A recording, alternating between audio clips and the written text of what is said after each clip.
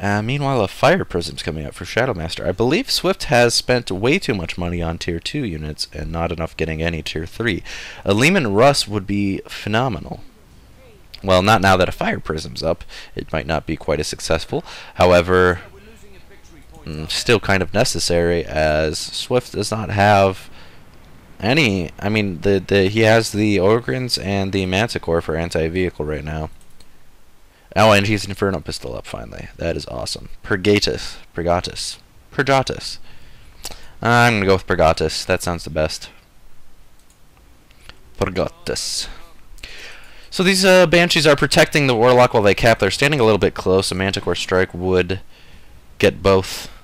However, neither is forthcoming.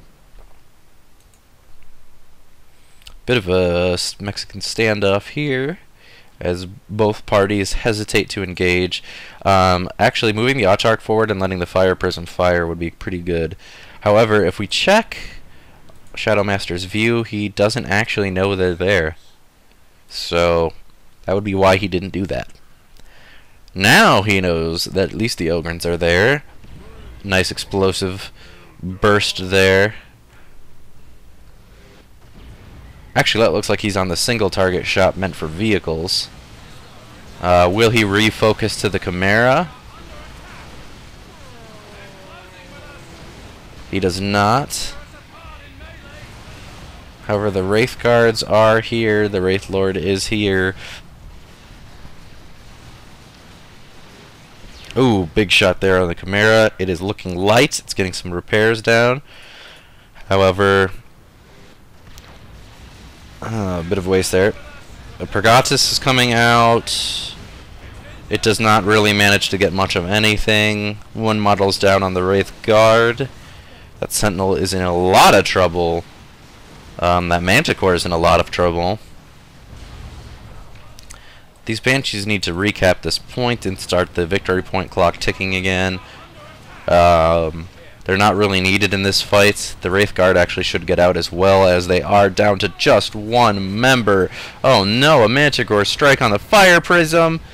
Oh, it's got 2 hit points. Pull back the Fire Prism, Shadowmaster. Pull it back. No! One shot from the Inferno Pistol finishes it off.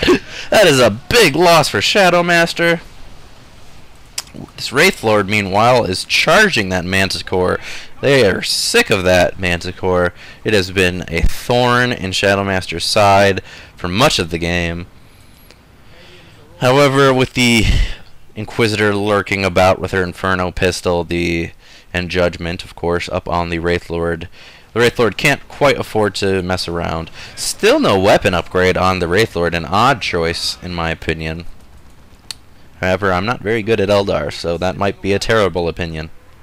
Uh-oh. Wraith Lord's walking into a Manticore Strike. Oh no, 2. Oh, the third rocket goes for the Banshees. Oh, it does do a little bit of damage there. Both the Banshees and Autarch are crowded around this victory point. Once again, the Banshees are going down quite quickly to this Hellfairy Strike. They need to pull out, and indeed they do get out of there with about 83 hit points. The Wraith Lord crashing through some rubble there. And the Warlock goes up to protect this point, but even with Psychic Shield, he's not going to be able to fight Ogrins, even though they are, looks like, down 2 models. At level 3, perhaps, however. Oh, he's just running past them. Oh no, his health is getting quite low.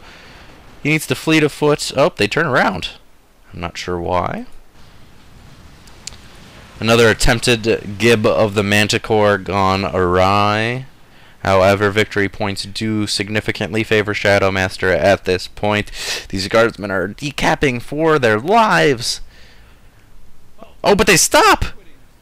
No, don't stop. Oh, that happens to me all the time. I get confused about which squad was doing the capping, which squads were doing the repairing. Click the wrong button, you hit 4 in H and click instead of 3. Oh, that's a common thing, and it is not fun when you notice it happening to yourself. Oh boy, those Wraith Guard just got chewed up, down to just the Warlock and 1 member now. The Banshees run past Ogrins and the blob of Guardsmen. The Wailing Doom or not Wailing Tomb, they Banshee Wail, but then get slammed about by the Bonehead. And it should be noted that Shadow Master has done much of this game since the Gen Bash without power. That has severely limited his choices, and delayed things like this Fire Prism quite significantly. Some more Melta Stormtroopers are up. Uh-oh, that Wraith Lord's in a bad spot. Melta up on him. Hellfury strike down on the Guardians. Can the Guardians get out of there in time? They're trying to finish the cap. Probably not a great idea. Oh boy, that Wraith Lord. He's at 99 hit points, 30, oh, 10, oh, he finally goes down. Oh, no, no, no. That is not good for Shadow Master. Swift may be able to turn this one around. Oh, another Fire Prism is up. Hopefully it is set to the explosive shot to deal with the big, huge cluster of infantry, which has been and continues to be the biggest threat on the field to Shadow Master.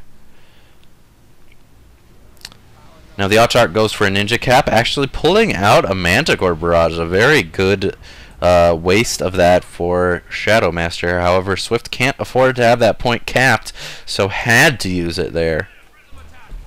Oh, that Fire Prism is getting chewed up by those Stormtroopers. Fortunately, the Wraith Guard and Banshees were there to protect and drive them off. No problem.